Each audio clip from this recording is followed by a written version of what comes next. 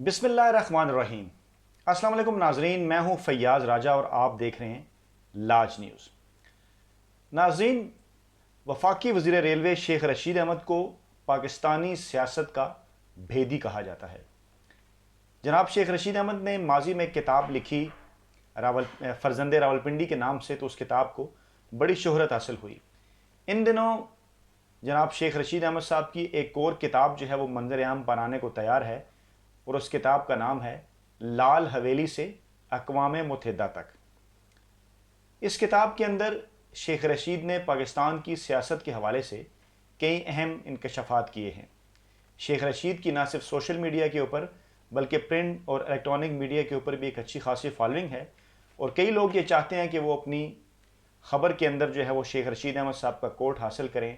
इसी तरह electronic media में कई लोग अपने प्रोग्रामों में शेख रशीद साहब को बुलाना चाहते हैं और इसी तरह सोशल मीडिया के ऊपर भी शेख रशीद साहब का जो ट्विटर अकाउंट है उसके ऊपर जो है वो लोग उनके साथ राब्ते में रहने की कोशिश करते हैं। शेख रशीद के बारे में अमूमन ये कहा जाता है कि शेख रशीद पाकिस्तानी सियासत के हवाले से कई पेशगोइयाँ करते हैं, जिनमें से बाज़ जो है वो बाज़ औक़ात दुरुस्त भी साबित हो जाती हैं, लेकिन उनकी कई पेशगोइयाँ गलत साबित होने के बावजूद फिर भी जो है वो मीडिया और आम लोग जो है वो उनकी सियासी पेशगोइयाँ ना सिर्फ सुनना चाहते हैं बल्कि उन सियासी पेशगोइयों के ऊपर यकीन भी करते हैं। तो नाज़रीन, आज हमने ये कोशिश की है कि जो शेख रशीद साहब की नई किताब है लाल हवेली से अक़वाम मुत्तहिदा तक, इसमें जो शेख साहब ने कुछ मुख्तलिफ़ किस्म के इंकशाफात किए हैं वो जो है वो आपसे शेयर किए जाएँ। नाज़रीन, पाकिस्तानी सियासत के अंदर ऐसे कई वाक़यात हुए कि जिनके ऊपर लोगों ने मुख्तलिफ़ किस्म की कई किस्म की आरा दी, लोगों ने उसके ऊपर ख़बरें भी की, उसके ऊपर कालम भी लिखे, लेकिन हकीकी सच क्या था वो सामने ना आ सका। इसी किस्म का एक वाक़या जो है वो जनरल मुशर्रफ के दौर में पेश आया कि जब उन्होंने अपने ही लगाए हुए वज़ीर आज़म जनाब ज़फ़रुल्लाह खान जमाली को हटा दिया और उनकी जगह जो है वो कुछ अरसे बाद फिर उन्होंने शौकत अज़ीज़ साहब को वज़ीर आज़म पाकिस्तान के तौर पर जो है मुतारिफ़ करवाया। ज़फ़रुल्लाह जमाली जो है वो इस्टेब्लिशमेंट की चॉइस थे, जनरल मुशर्रफ की चॉइस थे और पाकिस्तान के उन इदारों की चॉइस थे जो उनके ज़रिए जनरल मुशर्रफ के इक़्तिदार की मजबूती चाहते थे और सारे मामले को जो है वो आगे बढ़ाना चाहते थे। ताहम वो क्या वजूहत थी जिनकी बिना पर ज़फ़रुल्लाह खान जमाली को इस ओहदे से हटाया गया, इसके हवाले से कई जो लोग हैं वो बात करते हैं, कई किस्म की ख़बरें की गई, लेकिन शेख साहब ने अपनी किताब के अंदर जो इस सारे वाक़े का जिक्र किया है वो हम आपसे शेयर करते हैं। शेख रशीद साहब फरमाते हैं कि मीर ज़फ़रुल्लाह जमाली वज़ीर आज़म पाकिस्तान के तौर पर अमेरिका गए। वज़ीर ख़ारजा खुर्शीद कसूरी उनके हमरा थे, मैं भी साथ था। अमरीकी वज़ीर दिफ़ा रम्सफील्ड से मुलाकात करने लगे तो ज़फ़रुल्लाह जमाली ने मुझे कहा कि शेख रशीद, मैंने अकेले में बात करनी है। यही बात जमाली साहब ने खुर्शीद कसूरी साहब से भी कही। 30-40 मिनट जमाली साहब की रम्सफील्ड से 1 to 1 मुलाकात हुई। हम इस दौरान बाहर बैठे रहे। इतने में जनरल एहसान का फ़ोन आया कि शेख रशीद आप कहाँ हैं। मैंने बताया कि जमाली साहब मीटिंग में हैं, मैं बाहर बैठा उनका इंतज़ार कर रहा हूँ। उन्होंने पूछा और मीटिंग में और कौन है, वज़ीर ख़ारजा या सेक्रेटरी ख़ारजा? मैंने कहा कोई नहीं। हालांकि सफ़ीर साहब ने इशारा किया था कि अगर वज़ीर ख़ारजा भी साथ हों तो बेहतर है, लेकिन जमाली साहब ने 1 to 1 मुलाकात को तरजीह दी। जनरल एहसान ने कहा बहुत अच्छे। 2-3 मिनट बाद जनरल परवेज़ मुशर्रफ का फ़ोन आ गया। उन्होंने पूछा जमाली साहब किधर हैं? मैंने कहा वो रम्सफील्ड के साथ मुलाकात कर रहे हैं।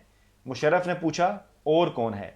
मैंने कहा कोई नहीं, खुर्शीद कसूरी, मैं और सफ़ीर, हम तीनों बाहर खड़े हैं। जनरल मुशर्रफ ने कहा ओके। एकदम मैं खटका और समझ गया कि हालात ख़राब हो रहे हैं। मैं नीचे उतरा, होटल से बाहर आया, गर्म जैकेटों की सेल लगी हुई थी। मैंने कहा मैंने जमाली साहब के साइज़ की एक जैकेट ख़रीदी और वापसी पर जब वो मुलाकात के बाद बाहर निकले तो मैंने उन्हें बतौर तोहफ़ा पेश की। वो कहने लगे शेख साहब, आपने इतना बड़ा दिल कैसे कर लिया? मैंने कहा कि मैं आपके मुतल्लिक हालात अच्छे नहीं देख रहा, इसलिए मैंने आपको अलविदाई तोहफ़ा यहीं से लेकर दे दिया है। वो हंसे और बोले क्या मसला है? मैंने कहा कि आपको इस मुलाकात में कम अज़ कम वज़ीर ख़ारजा को बिठाना चाहिए था। मेरे ख़्याल में वही मुलाकात जमाली साहब के इक़्तिदार की ख़िताम का बायस बनी और ये फ़ैसला कर लिया गया कि जमाली साहब को वापसी पर हटा दिया जाएगा। नाज़रीन, शेख रशीद साहब ने ये इंकशाफ अपनी किताब में किया है और कुछ दिनों तक ये किताब उनकी जो है वो मार्केट में मंजर आम पर भी आ जाएगी, आप इसको ख़रीद के भी पढ़ सकते हैं। शेख साहब ने इस वाक़या में इस बात के बारे में बताया, इस बारे में बताया कि उनके ख़्याल में जो है वो ज़फ़रुल्लाह जुमाली को ओहदे से हटाने की क्या वजह थी। लेकिन इस वाक़ये के अंदर एक सबक और भी मिलता है कि हमारे जो इदारे हैं, हमारी जो गैर सियासी क़ुव्वतें हैं, वो किस हद तक जो है वो इन सारी चीज़ों के ऊपर जो है वो नज़र रखती हैं कि कौन किस वक्त कैसे कहाँ किससे मिल रहा है। और ज़फ़रुल्लाह जुमाली जो कि उनकी हमायत के ज़रिए ही वज़ीर-ए-आज़म पाकिस्तान बने थे, वो जनरल मुशर्रफ से और जनरल एहसान से जो है वो ये बात बर्दाश्त ना हुई कि वो बग़ैर किसी सफ़ीर के या बग़ैर किसी वज़ीर के जो अकेले हैं वो रम्सफील्ड से मुलाकात कर रहे हैं।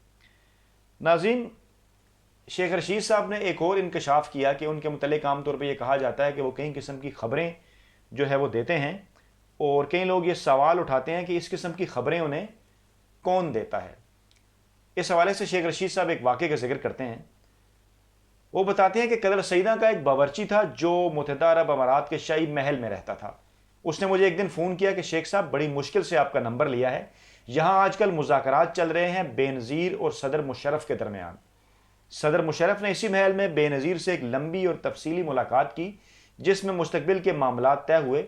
खुर्शीद कसूरी मुशर्रफ के साथ थे, मगर उनके कान में यह खबर नहीं पड़ने दी और कसूरी को पहले ही महल से वापस भेज दिया। बेनज़ीर की वतन वापसी में मुशर्रफ के प्रिंसिपल सेक्रेटरी तारिक अजीज़ ने कलीदी किरदार अदा किया। वो चाहते थे कि बेनज़ीर वज़ीर आज़म बन जाएं और मुशर्रफ सदर हों। तारिक अजीज़ ने लंदन में अल्ताफ़ हुसैन से भी मुलाकात की और बेनज़ीर से होने वाली मुलाकातों के बारे में एतमाद में लिया। ये बात उससे पहले भी मेरे कानों में पड़ी थी कि तारिक अजीज़ और लेफ्टिनेंट जनरल हामिद मुज़ाकरात कर रहे हैं और NRO की बात हो रही है। ये मुझे कन्फर्म नहीं कि जनरल कियानी भी उनके साथ राब्ते में थे या नहीं। ताहम बेनज़ीर भुट्टो जनरल कियानी से मुलाकात की भी ख्वाहिशमंद थी। वो ख्वाहिश रखती थी कि इस मुज़ाकराती कमेटी में जनरल कियानी भी शामिल हों। NRO की ये बात चौधरी बरादरान को कबूल नहीं थी और वो उसके मुखालिफ थे। चौधरी सोचते थे वो बेहतर था अगर मुशर्रफ NRO ना करते, तो मेरा नहीं ख्याल कि आज उनको ये दिन देखने पड़ते। मैंने एक दिन ये डिस्क्लोज़ कर दिया कि मुज़ाकरात हो रहे हैं। बेनज़ीर ने इरशाद हक़ानी को कहा कि शेख रशीद को ये सब कौन बताता है। सदर मुशर्रफ ने एक दिन मुझसे पूछा कि ये ख़बरें तुम्हें कौन देता है। मैंने कहा कि ये ख़बरें मुझे आम गरीब आदमी, पेंटर, मकैनिक, बावर्ची, दर्जी, धोबी, नाई और जो महलों में छोटे छोटे काम करने वाले होते हैं वो बताते हैं। जिस पर मुशर्रफ चुप हो गए। उन्होंने मेरी किसी बात की तरदीद नहीं की। नाज़रीन, इसी तरह के एक और इंकशाफ में शेख रशीद अहमद अपनी किताब में आगे चल के ये ज़िक्र करते हैं, ये कहते हैं कि आम तौर पे ये समझा जाता है कि जनरल ज़िया उल हक़ के बाद जो पाकिस्तान के आर्मी चीफ बने जनरल मिर्ज़ा असलम बेग, वो पाकिस्तान में मार्शल लॉ जो है वो उनके पास मौके भी थे, लेकिन उन्होंने मार्शल लॉ नहीं लगाया। इस हवाले से शेख रशीद कहते हैं कि उनके नॉलेज में जो एक बात है उन्होंने इस किताब में शेयर की। वो कहते हैं कि जनरल असलम बेग और आसिफ नवाज़ दोनों इक़्तिदार के कब्ज़ा में यकीन रखते थे। एक दिन मैं चौंक पड़ा जब सरकारी शैया में ब्रिगेडियर सईद मिलिट्री सेक्रेटरी ने आसिफ नवाज़ से कहा कि कल मुलाकात का आपका वक्त 11:30 बजे है। इस पर उन्होंने फ़ौरन कहा कि वज़ीर आज़म से कहो मेरे पास टाइम नहीं है। मैंने परसों टाइम मांगा था तो उनके पास टाइम नहीं था। इसी टेबल पर और भी हाई रैंकिंग ऑफिसर बैठे हुए थे। असलम बेग के रिटायर्ड होने पर प्राइम मिनिस्टर हाउस में मुबारकबादों का सिलसिला जारी था। मेरे नज़दीक आसिफ नवाज़ भी इसी राह पर चल निकले थे, और इतना सरेआम ये कहना कि मेरे पास वक्त नहीं, ये ख़तरे से खाली हरगिज़ नहीं था। मैंने असलम बेग का भी वक्त देखा था, और असलम बेग की रिटायरमेंट पर नवाज शरीफ और इसहाक खान की मुतफ़िक्र राय थी, वरना मैं तो असलम बेग को भी आखिरी दिनों में मार्शल लॉ लगाने के लिए तैयार देख रहा था। खलीज की जंग जारी थी। एक दिन डिफेंस की एक मीटिंग में मैंने असलम बेग की आंखों में एक अजीब सी चमक देखी और उनकी गुफ्तगू सुनकर सकते में आ गया। उनके नज़दीक अगर सऊदी अरब में फ़ौज को सही हथियारों से मुनज़्ज़म करके ना भेजा गया और अगर वहाँ कुछ हो गया तो क्या होगा। हालांकि फ़ौज सऊदी अरब में उनके मशवरे से ही भेजी जा रही थी, ताहम अब वो खुले इनकारी और तनकीद से भरे थे। नाज़रीन, शेख रशीद के जिन 3 इंकशाफात का मैंने आपसे इस वीडियो में ज़िक्र किया, ये तीनों ही जो हैं वो पाकिस्तान की फ़ौजी क़यादत के हवाले से हैं। यानी एक वो जब ज़फ़रुल्लाह जमाली जो हैं वो वज़ीर-ए-आज़म पाकिस्तान थे, जनरल मुशर्रफ सदर थे, और ज़फ़र जमाली जो है वो अमेरिका में रम्सफील्ड से मुलाकात कर रहे थे, तो उसके ऊपर जो है वो फ़ौजी इस्टेब्लिशमेंट का क्या मौक़िफ़ था। दूसरा वाक़या जब जनरल मुशर्रफ जो है वो बेनज़ीर से NRO कर रहे थे, तो उस वक्त जो है वो शेख रशीद को ये खबर कैसे मिली। और तीसरा वाक़या मियाँ साहब के जो है वो पहले दौर का है, जब जो है वो आसिफ नवाज़ जो है वो आर्मी चीफ बने। नाज़रीन, शेख रशीद जो है वो पाकिस्तान में ताकतवर हलकों के काफ़ी करीब समझे जाते हैं और वो खुलेआम भी इस बात का इजहार करते हैं कि वो किसकी पार्टी हैं। यकीनन उनकी जानिब से जो जो इंकशाफात किए गए हैं उन पर हम इसलिए भी इस हद तक यकीन कर सकते हैं कि ये उनका जो फर्स्ट हैंड नॉलेज है और उनकी आंखों देखी बातें हैं, और क्योंकि जिन लोगों के वो करीब हैं उन्हीं लोगों के मुतल्लिक ही जो उन्होंने है वो बात की है, तो इस लिहाज से ये देखा जा सकता है, उनकी किताब से, उनके वाक़यात से, इंकशाफात से ये पता चलता है कि पाकिस्तानी पॉलिटिक्स के अंदर जो है वो पाकिस्तानी इस्टेब्लिशमेंट जो है वो किस हद तक इन रही है माजी में और किस हद तक जो है वो इनका किरदार रहा है। नाज़रीन, लाज न्यूज़ की वीडियोस को लाइक कीजिए, लाज न्यूज़ को सब्सक्राइब कीजिए और वीडियोस के अंदर अपना फीडबैक ज़रूर दीजिए, क्योंकि आपके फीडबैक के ज़रिए ही हम अपने मुस्तकबिल की वीडियोस तरतीब देते हैं। अपना बहुत ख्याल रखिएगा। अल्लाह हाफ़िज़।